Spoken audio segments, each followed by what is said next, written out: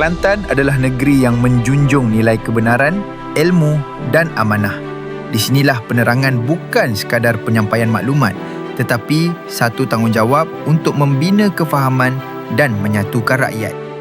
ادع إلى سبيل ربك بالحكمة والموعظة الحسنة وجادلهم بالتي هي أحسن. Serulah manusia ke jalan Tuhanmu dengan hikmah dan pengajaran yang baik dan berdebatlah dengan mereka dengan cara yang baik.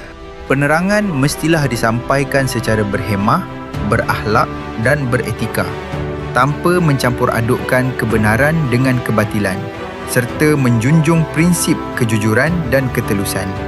Dalam lanskap komunikasi digital yang pantas dan mencabar, kerajaan negeri komited memastikan setiap maklumat disampaikan secara tepat, sahih dan bertanggungjawab.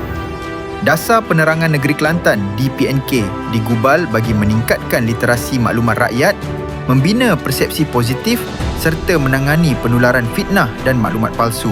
DPNK menjadi panduan utama dalam mengurus penerangan dan komunikasi kerajaan negeri dengan mengarus-perdanakan nilai ubudiyah, mas'uliyah dan itqan, memperkasa sistem penerangan kerajaan serta membina jentera komunikasi yang profesional, berintegriti dan berjiwa pendakwah.